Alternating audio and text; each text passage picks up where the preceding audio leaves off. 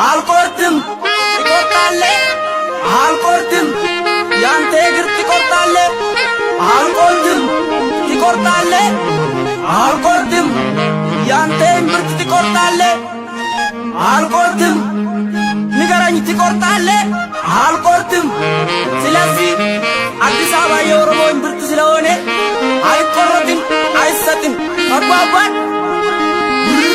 ዱዳ ነው እንዴ ስማኝ የኔ ቤት እኮ ነው ውጣልኝ አዲስ አበባ የኛ ውጣልኝ አዲስ አበባ የኛ ውጣልኝ የኦሮሞ ጥላት ውጣልኝ አንፈልግም ውጣልኝ ምድር ያስታውቃል ውጣልኝ የአዲስ አበባ ዙሪያ ውጣልኝ ኦሮሞ ብቻ ነው ውጣልኝ አልጥልም ቃል ውጣልኝ አሁን ነጋ ነጋ ውጣልኝ አንተ ማቶን ሰው ውጣልኝ ሞዴን ወጋኝ ወጋኝ ውጣልኝ ሴት ብዙ ካበዛ ውጣልኝ ጎማን ታነዛ ውጣልኝ አሁንስ አበዛ ውጣልኝ አሁንስ አበዛ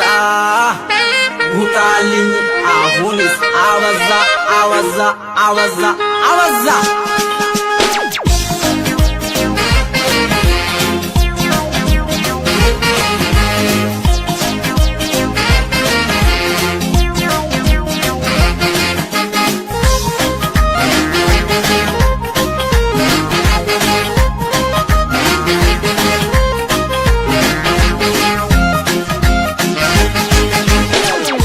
ታው የቃንጂቦች ታዋት ቴሌፎ ሰራናው ዳንጋይሳ ተከታከሮ ኖልጋሌ አቱምባናን የኔንደላንተናኔ አሰሊማኔ ጊቡ አዲስ አበባ የኦሮሞ ቄሮ ዶዋዶሮሮ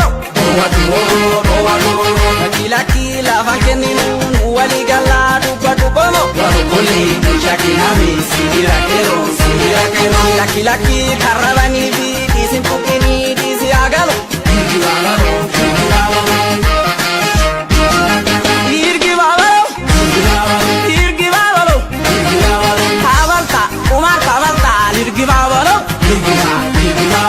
sitti barie refu bananta irgi babalo erron korenja basi kedalo irgi babalo bayen nyate siga jalo irgi babalo bayo sine auna baza irgi babalo ani tarakan zorbal wajaza irgi babalo onni odwe gota dalata irgi babalo Pae amasinyata irgi babalo tini oromo bayelo lae irgi babalo akabishani nidangalae irgi babalo duga balmande jabayu malle irgi babalo oromo janya ahuni malle irgi babalo duga balmande jabayu malle irgi babalo janya ahuni malle irgi babalo irgi babalo irgi babalo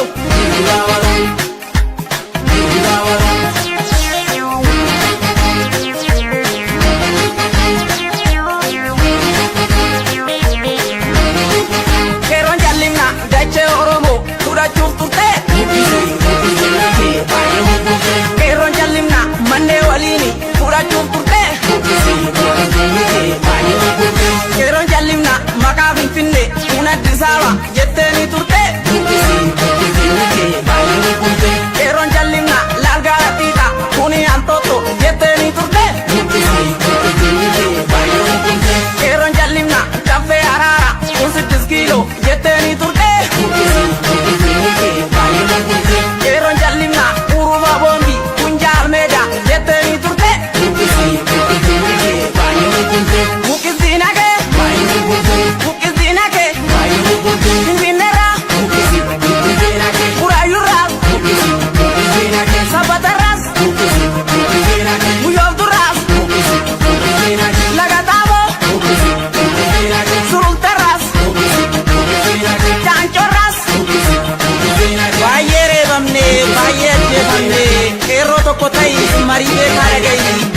marii uummataa homaa miti obsaa kan du'eef garaana nyaataa obsaa miila dabaree fudhatanii akkumaan hundan dubbatanii obsaa.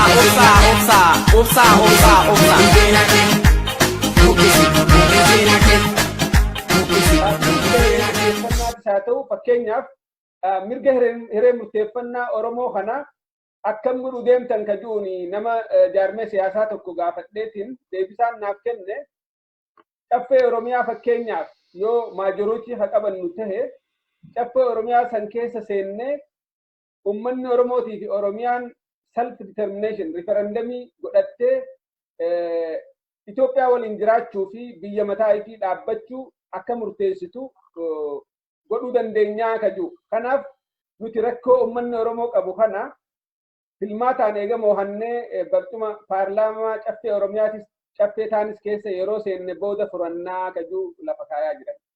Ati gama keetiin filmaanni amma deemu kun rakkoo gaafii Oromoo bara 40 ol Oromoon irra wareegame kana ni deebisaa furmaanni biyya sanillee ni dhufaa ka jiru ni qabda. Yoo filmaanni gara firmaataatiin rakkoo tana furuun kan hin danda'amne tahe maaltu godhamuu qaba? Ayyee hedduu galatoome. Duraan dursee egaa gaafii keetti otoo hin deebiin dura waan Jamaal kaase kana keessattuu dhimma hidhannoo kanaan wal qabatee wanti jechuu barbaadu. Hidhannoo hiikkadhaa kan jedhu hin jiru hiikkachuus hin qabu Oromoon. Dhimma hidhannoo miti kuni. Dhimma hidhannoo otoo hin ta'in dhimma nageenya naannoo ofii eeguuti. Nageenya naannoo ofii eeguudhaaf immoo amma rakkoon dhufe maali? Warri diinni abaa'oo maaliin keeka? Hidhataan keessan bosona jiraa nama ajjeesee dubartii gudeede maal godhee baankii saame kanaan isa himatu. Ani ijoolleen bosona jirtu naamusa gaarii qabdi namanu ani kana hin godhu jedhee. Anyhow kan ittiin sobanii himatanidha. Abbaa waggaa erga hundaa'e jalqabee himanni akkasii kun irraa dhaabatee hin beeku. At least amma dhaabni kun dhaaba siyaasatti erga filannoodhaan deema jedhee eeyyama fudhateen booda warri bosona jiru kun maqaan isaaniiyyuu riphee lolaadhaa miti. Maaliif hin ribne amma riphanii already hin jirani underground deemu. Barbaadan bosona jiraachuu danda'u, barbaadan uummata keessa jiraachuu danda'u, barbaadan maalii jiraachuu danda'u. Garuu tarkaanfiin fudhatanii haala eeggatu, haala mijataa jechuudha. Tarkaanfiin fudhatanii nan existant ta'u jechuudha. Sarfees irra wanti jedhamu hin jiru. Afaaniin abaa uummataa isaanumtuyyuu diinaawunsi gochuu danda'u. Yeroodhaaf jennee filannoo kanaaf jennee lola dhaabnee jirraa jechuu danda'u. Kanaaf gaafa sana gootu mootummaa irratti cufta. Kunoo dhiisnee jirra jedhanii yeroo iddoo kana hin jiranii dhaabnis amaneera hin jiran jedhameera. Kanaaf dhimmaatii loltuu asiitti bobbaastuuf hin jiru. Komaandi poostii wanti jedhamu ka'uu qabaa jettee mootummaa irratti yoo barbaadde hiriira baastaa karaa barbaachisaa ta'e mootummaa. I'm sorry, waan akkasii gaafadhu. Yeah. Ummata Saawuzii bira beeki komaandi poostii waan namni hidhate jiruu fi miti ka jiru. Mootummaatu intarastii qaba komaandi poostiidhaan. Yes, I know. Ummata sodaachisuudhaaf iyyuu komaandi poostii qabaachuu danda'a. Garuu ati mootummaan sababa maal godhate? Hidhattoota tachi jiraan. Hidhattoonni kun riphee lolaadha. Yoo riphanii jedhanii hin jiranii jettee ifa baastee dubbattee filannoodhaaf jennee waraana dhaabnee gaafa jedhanii mootummaadhaan kunoo jedhanii jiru hin jiranii maala sigootaa ittaan gaafii kana dhiyeessitaaf. Kanaaf kuni haala sanaan furmaata itti kennuu ni danda'ama jedhee yaada. Hedduu gaariidha. Obbo Jamaal sittiin dhufa. Yaa egaa gara ammaati naakaaste kanaani wanti structural violence kuni structural fi cultural whatever violence yeroo dheeraadhaaf geggeeffamaa ture. Hundeen isaa maalidha inni mootummaa aangoo mootummaa maaliif mootummaatu eenyutu maal argata kan jedhu kana kan murteessu mootummaadha. Who get what kan jedhu kana kan murteessu mootummaadha. Haala kanaan amma structural I mean economic structuring kuni or economic violence kan jedhu kuni dhaqeet Oromoo maal godhe Oromoon lafa isaa qaba. Lafa sanarratti lafarraa fudhateeti teenaantii godhe achirratti. Oromoon lafa sana use qofa godha. Lafa sana. Use gaafa godhu hin qota. Erga qoteen booda hanga bara Haile Sillaasee maalidha inni hin gabbara dhaqee. Dhaqeeti keessattuyyuu haga Xaaliyaanitti yoo laalteette Finfinneetti fe'anii Finfinnee Arsiidhaan warri keenya oonatti manii Harariis akkasuma Finfinnee dhadhaa damma maalii godhanii torban lama deemanii mootii sana geessanii achitti sasoomu. So isa keessaa qonnaan bulaan waan sardii qofa argata. Kanatu iyyummaatti sanaqe. Baadiyyaatti hambise. Magaala keessa galee daldalachuu akka hin dandeenye. Daldalaan ikonomii biyyattii keessaa akka socho'u hin goone. Ofii isaatiin buna oomishaa, buna sana fidee gabaatti gurguratee warri magaalaa kun amma relationship isaanii ilaali. Magaaluma gaafa laalteette. Magaal Oromoon tokko gara magaalaa gaafa dhufu qaana'aa dhufa. Warri magaalaa sunis irraa butanii waan dhadhaa inni fide san, damma inni fide san, tumaalessa inni fide san irraa snatch godhanii butanii achiin booda ofirraa ari'uu barbaadu. Si galee tuffatanii you don't belong here jedhuuni. Simboolikaanii jechuudha. Kuni maal sitti agarsiisa? Kuni maal sitti agarsiisa? Rakkoo mul'atu kana sitti agarsiisa. Rakkoo amma uumame kana sitti agarsiisa. Kanaaf economic injusticein kuni gara justiciitti kan dhufuu dandeenyu duraan dursee isaayyuu recognition gochuu qabna. Exploitationii ture san. Dargiin maal godhe? Dargiin amaneera. Exploitationin ture. Qonnaan bulaan mareen laaraashuun waan biraa miti. Qonnaan bulaan kun lafti abbaa lafaarraa fudhatame isa dafqasaa xuruurfatee guyyaa guutuu halkan guutuu hojjechaa bulu isaaniif haa kennamu. Dargiin wanti balleesse maalidha inni? Tokko fiigicha dursee jalqabee, tokko immoo booda jalqabee isin lamaanuu wal qixaa'e. Tokko durii qabeenya mo'atee akka Jamaal jedhe kan amma everything advantage isaatiin ture. Waan hunda accessii qaba. Fakkeenyaaf Finfinnee keessa Amaarri percentage like 46% Amaarri Finfinnee keessa. How on earth Amaarri naannoo sadii dhufee kiiloomeetira 300 kutee dhufee Oromoon achi jiru abbaan lafaa sun achi keessaa dhabamee inni immoo iddoo biraatii dhufe suni achitti majoritii ta'e. Siistamichatu isa fayyadee jechuudha. Erga isaan achi qubataniin booda magaalonni hedduun loltuu turanii. Loltuu Minilikitu qubatee loltuu Minilik sanii jecha karaan achiin bahe. Isaaniif manni barumsaa ijaarame. Isaaniif ibsaan gale. Isarraa Oromoon kan isaan irraa haftetti fayyadamuu jalqabe. Mana barumsaa Amaaraa ijaarametti Oromoon tasa maqaa jijjiiratee akka kookana fa'aa achi keessa galee barate. Siistamicha akkasitti ture. Ammas economic advantage guddaa kan qabu. Economic hegemoniin biyyattii kan jiru Finfinnee keessa. Finfinnee keessatti immoo eenyutu olaantummaa economically olaantummaa qaba beekna. Kana maal gochuu dandeenya? Exploitationiin jira. Exploitationiin erga jiraate amannee so what we do? Emancipationidha. Affirmative actionitu godhama jechuudha. Akka South African godhe. Amerikaa keessattis affirmative actioniin jira. Agarsiis baay'ee ta'uu baatu jechuudha. Retributionin jira. Afrikaa guutuu retributionii gaafachaa jiru.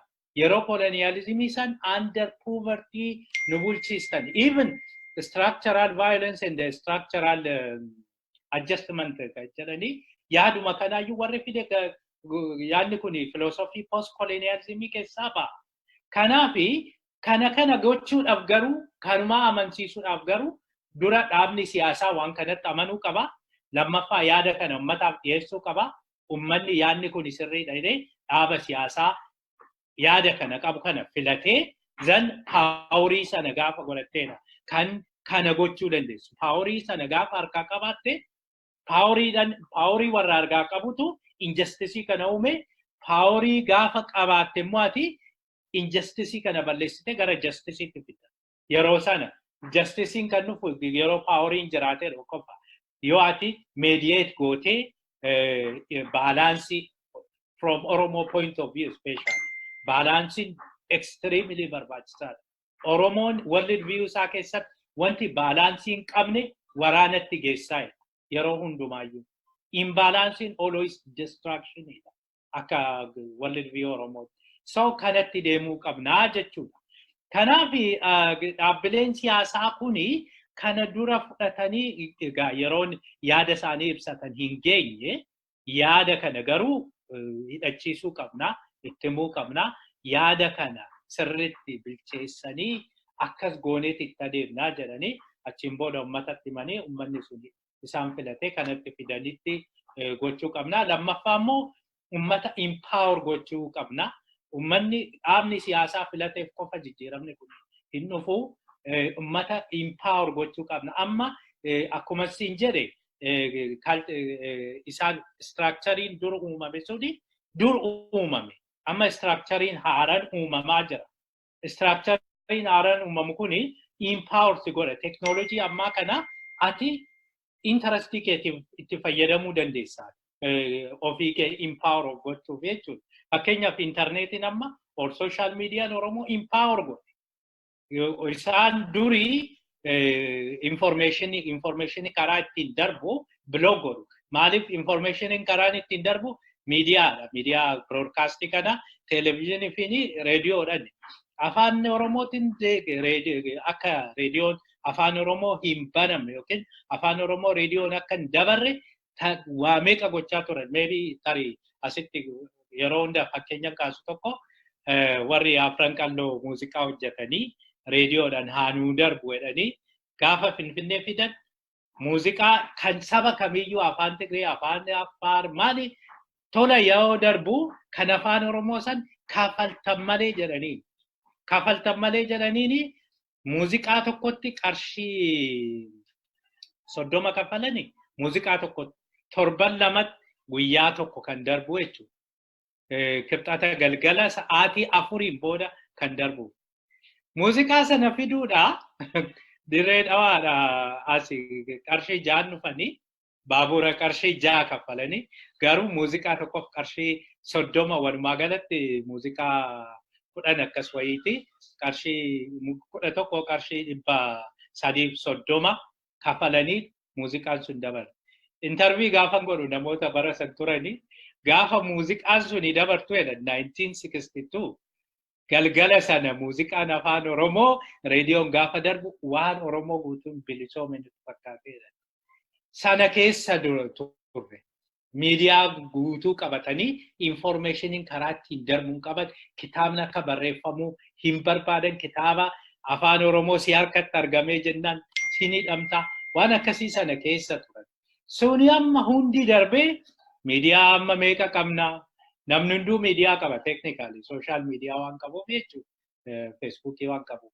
Kanaaf kun empower nu godheera. Ammas kana caala empower gochuu qabna. Biyya alaa kana Oromoon jiru jira. Economically wal ijaaruun barbaachisaadha. Economically biyyattis ijaaruun barbaachisaadha. Waan Oromiyaan qabdu kana dhaadheessuun promote gochuun gabaa addunyaatti dhiyeessuun inni barbaachisaadha. Gaafa sana gootu ummata sana bilisoomsaa deemtaati. Siyaasni diinagdeen hin deeggaramnes akkasuma milkaa'aa hin ta'u. Kanaaf garasitti adeemuu qabna natti fakkaata. Dhaaba siyaasaa qofarratti isaanuma qofa criticize gochuun. Gaarii, hedduu gaariidha. Dhumarra geenyee jirra. Obbo Jamaal akka ati xuyxetti filmaanni amma formaata akkan taane filmaata dura wanneen guutamuu qaban structurally waan xuxuxe san guutamuu akka qaban san yoo guutamuu qaba baatee filmaanni akka waan qabnetti lafa keessee jira. Akka Dr. Tafariin tuqanitti ummanni murteessaa ta'uu qaba jeetin amana. Ummanni roga hundaan empowered tahee hiree isaa murteeffachuu keessatti hegeree siyaasaa isaatis shape godhuu keessatti ummanni roolii gurguddaa taphachuu qaba. Ummanni roolii gurguddaa taphachuuf hayyoonni jaarmee siyaasaa qofaa miti kan akka godhu. Hayyoonni aktivistoonni qaamni ogeessitoonni ummata keessaa babahan kanneen dameelee garaagaraa keessa jiran interest organization waan jaamu jira biyya west kana keessa. Jaarmeen interest organization jaaniin kuni jaarmee siyaasaati miti. Garuu siyaasaa daran influence isaantu godha. Isaan kun waa sadiin illee jajjaboodha. Jaarmee siyaasaatu ni caalan. Tokkoffaa organization jaarmee cimaa qabaachuudhaan warri interest organization jaamu kun jajjaboodha. Lammaffaa economyidhaanis jajjaboodha warri kun. Economically warra siyaasaatiillee isaaniitu loobii godhee waan fedhansan hojiirra akka oolchan gaafataa jechuudha. Maaliif yoo isaan yaada isaanii san fudhachuu baatan ummata itti garagalchanii ummanni akka isaan hin filannee godhuu danda'a warri interest organization. Sadaffaa waan ni qaban nama baratee qaban ispeeshaalistoota adda addaa ekspertii garaagaraa qabanii jechuudha. Hayyoota, dooktaroota, joornaalistoota, namoota looyeroota adda addaa keessaa qaban waan ta'eef waan ummanni barbaadu kana walitti gurmeessanii ummatallee sheek godhanii fuuldura oofuu danda'anii jechuudha. Waan ta'uu qabu godhuu danda'an.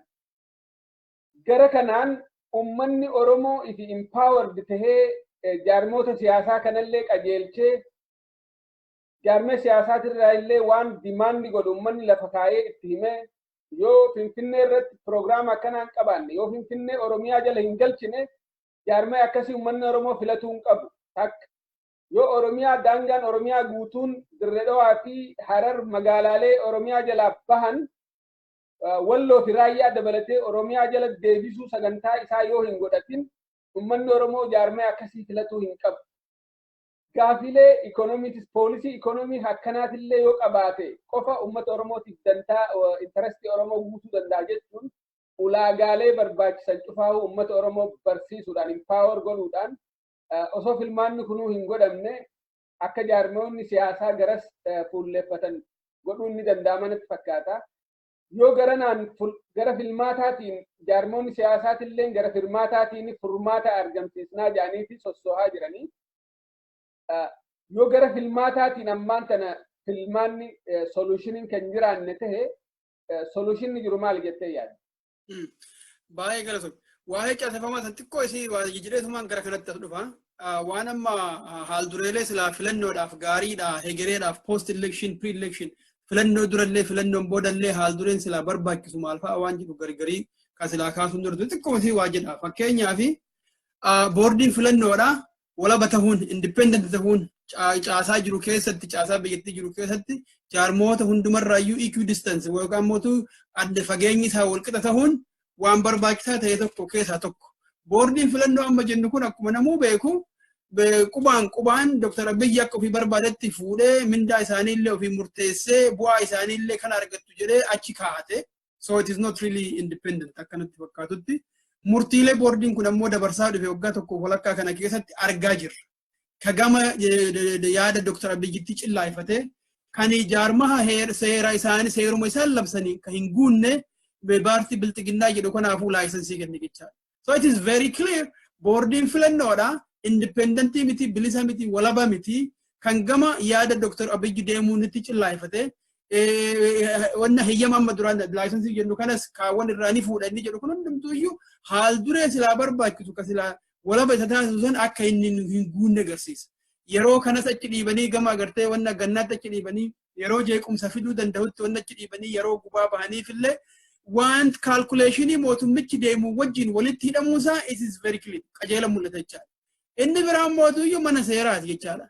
Yoo konfliktiin jiraate yoo wallabbiin jiraate filannoodhaan booda even filannoo durayyuu fakkeenyaaf namni tokko ID kaardii barbaade yookaan mootuyyuu boordi kaardii eenyummaa barbaade argachuu hin danda'amu ta'e yoo ammootu bakkeen mana seeraatitti dhaqxee itti himattee otoo ani lammii biyya kanaa tahee naannoo kana jiraadhu kun akkana kaardii dhoggatan jettee furmaata argachuu hin dandeenye ta'e filannoodhaaf quba baasuudhaaf mirga hin qabaanne ta'e manni seeraa kan mootummaa wajjin hojjetuu fi mootummaadhaaf hojjetu yoo ta'e dura pre-election iyyuu otoo sadarkaa san hin gahuun iyyuu waan silaa filannoodhaaf si barbaachisu hin guuttanne jechaadha filachuu hin dandeessu. Lammaffaa immoo filannoo birayyuu eega dabarteen booda yoo wal falmiin jiraate filannoon kun naannoo kanatti akkitti deemame akkanatti deemame sirrii miti korojoon hatamee jira. Warri taajjabdoota kanuti kan jaarmoota kana bakka bu'ee miti cinaa tokko qofatti jallate jetteetu fi mana seeraa sitti falmiidhaaf hin dhayxa yoo ta'e already mana seeraa illee Dr. Abiyyi gubbaa gad kaayetti from the supreme wanna irraa judge irraa calqabee gubbaa gad kaayetti namoota isaatiin guutee waan jiruuf preconditionii silaa filannoo walabaa fi competitive wal dorgommii guddaa qabu kabilisaa san hin ta'a wanni jedhu kun abjuu ta'uu argina jechaadha.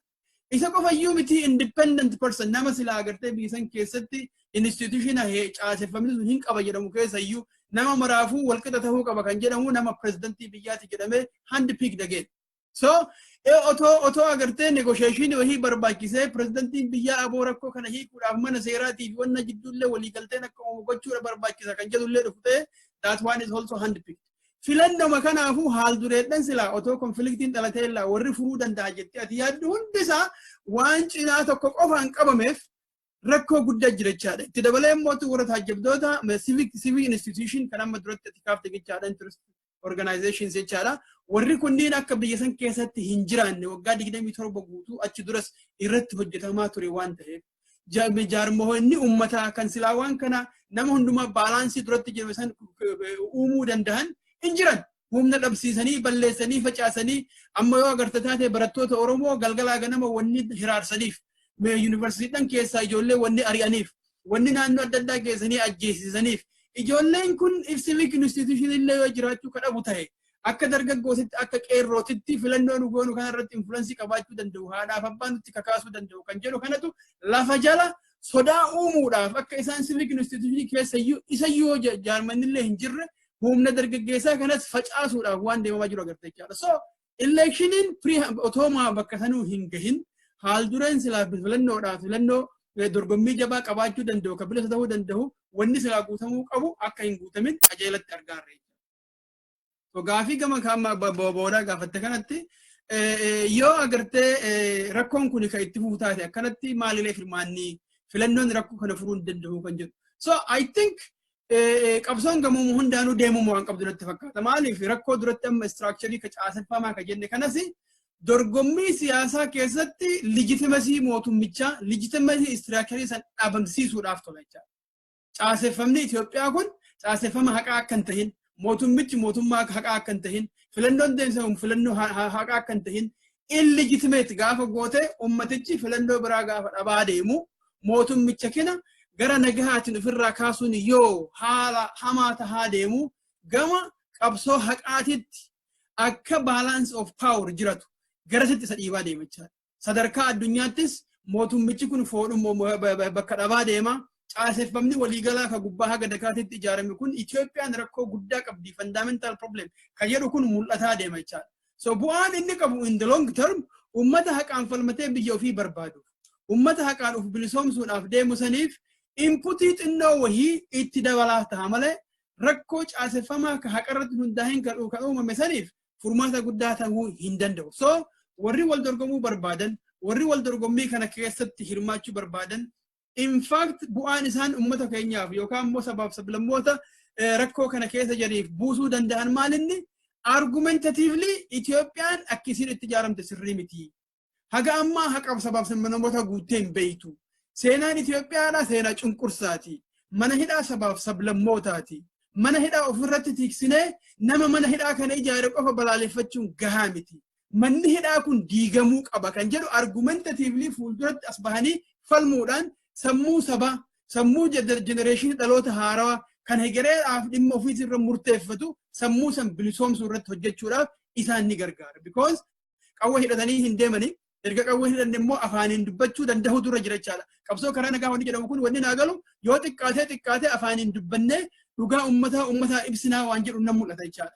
Erga akkas tahee warri karaa nagaatiin karaa filannootiin deemna jedhu kun to the minimum dhugaa ummataa kana ibsaa yoo deeman they will illegitimize caaseffama jiru kanas akka inni caaseffama haqaan tahin ka dhugaa qabu otoo hin tahin mootummichis kan sobaaf dorgomaa jiru akka tahe addunyaatti garsiisanii ummata keenyattis caalaatti garsiisanii akka ummanni qabsoo itti aanuuf qopheessu balbala banuu ta'uu danda'a malee milkii fiduu akka hin dandeenye the preconditions filannoo dura wanni jiraachuu malee wanni jiraachuu qabu akka hin jirre argaa jirra.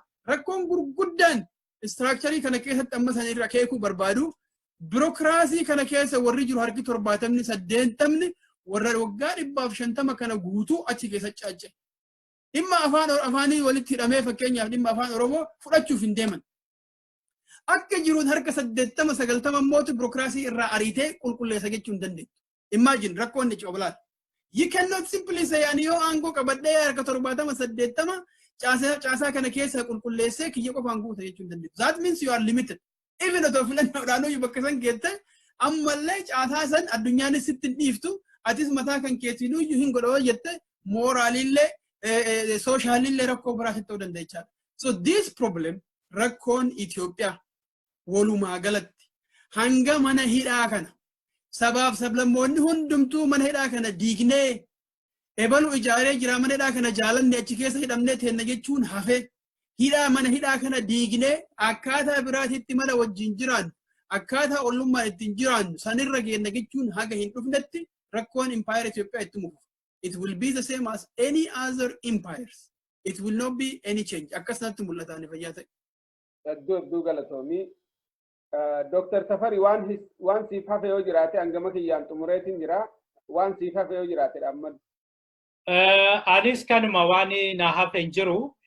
Basically dhimma kanarratti inni guddaani anaa fi abbaan jajii guddaani ummata Oromooti. Daanyaan ummata. Malee daanyaa Abiyyi achi kaatee progressii achi kaatee hin jiru. Maaliif ideological crisis argitaayu amma iddoo sanitti. Mootummaan tokko karaa lamaan hojjeta. Garuu mootummaa best jettuuni more ideology itti fayyadameeti than power itti fayyadamu. Mootummaan immoo democratic jettuuni more ideology fayyadama persuasive ummata amansiisee bulchaa. Mootummaan immoo ideology hin qabne yookiin ideology amansiisaa hin qabne humnatti fayyadamu. Haa ta'u malee humnatti fayyadamuuf iyyuu humnuma si eegu sana amansiisuu qabdaati. Waan kun dhugaadha jettee amansiisuu qabdaati. Amma mootummaan Abiyyi kana hin qabu. Ideology dhuma kana jettuun hin qabu. Atinis federalizimiin ideologiidha. Daanyaa baay'een federalizimiitti amanu. Amma inni gaafiitti ta'eera daanyota baay'eetti, poolisii baay'eetti, loltuu baay'eetti. So isaanumtuu mataa isaaniitiin kiraayisisii keessa jiru. Iddoo kanatti egaa dhuguma yoo intanii jedhani yoo filannoon kun gaggeeffamee gara mana murtiittis geessee itti murteessee akka laayyootti fudhatama hin argatu. Deebii immoo fudhatama argate argineerra bara. Dhibba mo'annee jedhanii sobanii ji'a lammaffaatti miti jeequmsi kun kan itti ka'e. Ambootti immoo yaadadhu jalqaba 2014 gaafa sochiin kun jalqabu ijoolleen Amboo dhattee mana murtii dhaqxeeti mana murtii sana cabsitee seentee bakka daanyonni irra ta'an sana ta'aniiti Muktaar waggaa 20 sitti murtaa'e, Asteer waggaa 20 sitti murtaa'e jedhan asi simboolika yeroo sanatti jechuudha. So maal jechuun si barbaadeni ummata akka durii sana filannoo korojoo jalaa hattee waan hunda gootee gadi qabdee sobdee bulchitu bira hin jirru. Yaanni ummataan deeggarama hin qabne yoo maraa hundee hin qabu. Amma wanni jiru bara ammaa kana yoo laalle waggaa tokkoof ji'a 8 dabre kana qabsoo Oromootu ololaan sobaan diina harka seene. Fira qabsoo Oromoo otoo hin ta'in, fira saba Oromoo otoo hin ta'in, afaanuma keenya dubbataaf, afaanuma keenya haasaaf, qorqalbii Oromoo kan qabne, sabboonummaa Oromoo ka jibbu, dhaadhessaa hin taaneen, dhaadhessaa dogoggoraatiin, murtiin dogoggoraa fudhatame namoonni hagoon qofti kan ummanni mataansaa keessatti qajeelatti hin hirmaatin marii tokko malee nam tokkoof 2-3 ilaaluudhaan mirga ofii ummanni dabarsee diinatti kenne jechuudha. Dogoggora akkasii kanarraa ammas of eeguu qaban. Dogoggorri waggaa tokkoof ji'a 8 dura dhalate OPDO'n Oromoodha. Wanti PLF irra teetteef malee yoo isii jalaa baafne gama nu barbaannu deemti inni jedhu sun analytically keessa gadi qabanii xiinxalluu hanqachuurraa kan ka'e murtii dogoggora aktivistoonni Oromoo ummata keenya waan biyya alaa jiran qofaaf miidiyaa irraa itti iyyanii EPRDF aangoo irra haa turu jaarmoonni Oromoo ka biroo humna waan hin qabneef EPRDF kana nu ceesisa kan jedhu sun ummata keenya karaa irraa ceesise.